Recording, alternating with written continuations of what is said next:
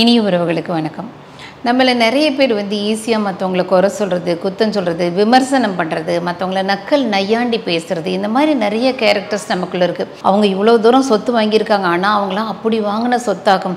இவன் எப்போ பார்த்தாலும் இப்படி தான் அரைகுறையாக ட்ரெஸ் பண்ணி அதையும் இதையும் காமிச்சுக்கிட்டே இருப்பான். இவளுக்கும் அவனுக்கும் உறவு அந்த மாதிரி உறவாக்கும். இவன் அவனை வச்சுருக்கிறான். அவங்க இன்றைக்கி வேணால் பயங்கரமாக வளர்ந்துருக்கலாம், ஆனால் ஆரம்பத்தில் இவ்வளோ கஷ்டப்பட்டாங்க, இத்தனை கேவலமாக இருந்தாங்க, அவங்கள யாரும் வீட்டுக்குள்ளே கூட சேர்க்க மாட்டாங்க. இந்த மாதிரி மற்ற மனிதர்களை கிண்டல் பண்ணுறது, நக்கல் பண்ணுறதுன்னு ஈஸியாக விமர்சனம் பண்ணுறோம். இதுவே வெளிநாடுகளில் இப்படிப்பட்ட பழக்கங்கள் இருக்கா அப்படின்னு பார்த்தீங்கன்னா, அவர்கள் யாரும் யாரை பற்றியும் கவலைப்படுவதில்லை. மற்றவர்களுடைய பர்சனல் லைஃப்பில் ஒரு மூக்க நுழைக்கிறது, தலையை விடுறது, இந்த பழக்கமே, மற்றவர்களை குறை சொல்லி கிரிட்டிசைஸ் பண்ணுற பழக்கமே அங்கே கிடையாது.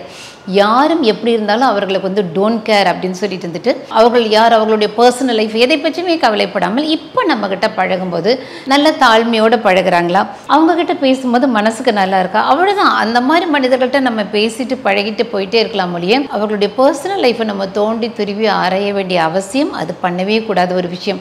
ஏன் இதை சொல்கிறீங்கன்னா, இதுவே நீங்கள் ஜீசஸ் கிரைஸ்ட் இயேசு கிறிஸ்து இந்த உலகத்தில் வாழும்போது ஒரு விபச்சாரியை பார்த்து அவர் கேட்பார். ஏன்னா விபச்சாரியை பார்க்கும்போது அவர் என்ன நினைக்கிறான்னா, பாவம் அந்த பொண்ணு எதனால் எந்த சூழ்நிலை அவங்களை இந்த வேலை செய்ய தூண்டுச்சோ, அவங்களுக்கு என்ன பிரச்சனையோன்னு பார்த்துட்டு அந்த பெண்ணை பார்க்கும்போது, மகளே உன்னுடைய பாவங்கள் மன்னிக்கப்பட்டது, இன்றிலிருந்து நீ புது மனுஷியாருன்னு சொல்லி அவகிட்ட பேசிட்டு கடைசியில் சொல்கிறார், மகளே அப்படின்னு ஒரு விபச்சாரி அப்படின்னு சொல்லி குற்றம் சொல்லப்பட்ட ஒரு பெண்ணை பார்த்து கூப்பிட்றாரு. இதுவே ஊர் முழுக்க ஒரு ஆண் பயங்கரமாக வட்டி வாங்கி ஊரையே ஏமாற்றி சொத்து சேர்த்து வச்சுருக்கான் அப்படிங்கிற ஒரு ஆண் சகேயு அப்படிங்கிறவரை பார்க்கும்போது அவர் பார்வை வேறு மாதிரி.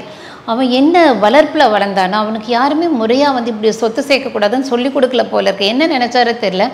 அவனை பார்க்கும்போது அவர் இவ்வளோ பெரிய இறைமகன் சிநேகிதனே இன்றைக்கி நான் உன் வீட்டில் தங்கலாமா அப்படின்னு கேட்குறாரு. இந்த விபச்சாரின்னு சொல்லப்பட்ட அந்த பெண்ணையை மகளேன்னு கூப்பிட்டு அவளை நேசித்து பேசுனதோட விளைவு அவள் மிக ஒரு புனிதமான பெண்ணாக அவரோட இறைமகனுடைய கடைசி வரைக்கும் பயணித்த பெண்ணாக மாறினாங்க.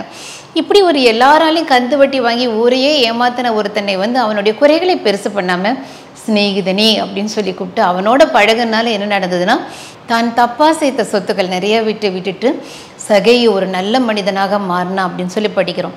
ஸோ இதுதான் ஒரு உயர் குணமுள்ள மக்கள் மற்ற மனிதர்களை நடத்தும் முறை ஒழிய ஐயோ அவன் அப்படி பண்ணான், ஐயோ அப்படின்னு கிரிட்டிசைஸ் பண்ணுறது நம்மளுடைய நோக்கம் கிடையாது.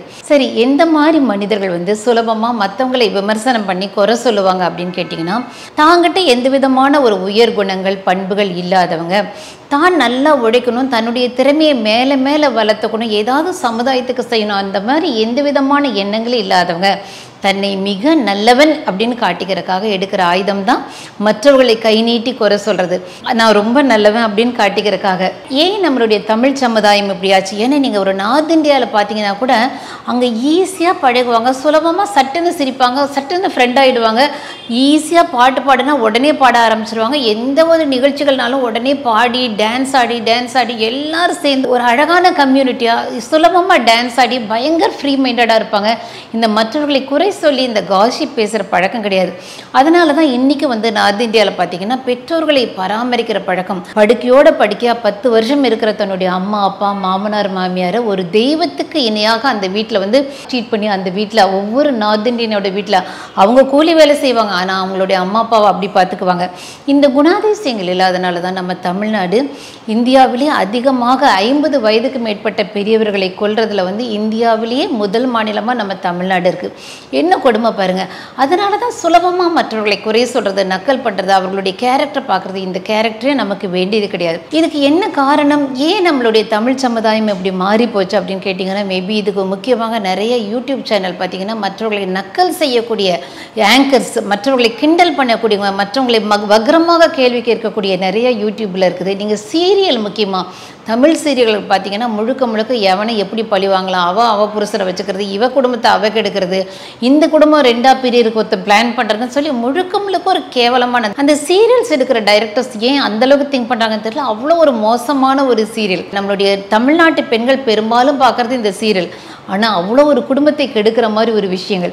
எப்படியோ மொத்தத்தில் வந்து நான் உங்களோட பேச நினைக்கிறது என்னென்னா, இதில் எல்லாத்துலேருந்து விலகி இருங்க. சீரியல் பார்க்குற பழக்கத்தை நிறுத்துங்க. எப்போ பார்த்தாலும் குறை சொல்கிற மனிதர்கள், காசிப் பேசுகிறவங்க, கிசுகிசுக்கள் சொல்கிறவங்க, அவன் அப்படி இவன் இப்படி இந்த மாதிரி சொல்லக்கூடிய ஒரு நெகட்டிவ் கேரக்டர்ஸ் பீப்புள் கிட்டேருந்து நம்ம வந்து விலகி இருந்து நல்ல மனிதர்களோடு இருப்போம். இப்படி இருக்கிறதுனால என்ன கிடைக்கும்னு கேட்டிங்கன்னா, வீட்டில் நிறைய பாசிட்டிவ் எனர்ஜி வரும், சந்தோஷ அலைகள் வரும். உங்களை பார்க்குற எல்லாரும் சந்தோஷப்படுவாங்க. அவங்களுடைய வாழ்க்கையில் ஒரு மிகப்பெரிய மாற்றத்தை ஏற்படுத்தின ஒரு நபராக நிச்சயமாக உங்களால் இருக்க முடியும். அதனால் யாருடைய குறைகளையும் பேசாமல் பெருசு பண்ணாமல் நல்ல விஷயங்களை மட்டுமே பரப்பக்கூடிய ஒரு மனிதர்களாக நம்ம இருப்போம்.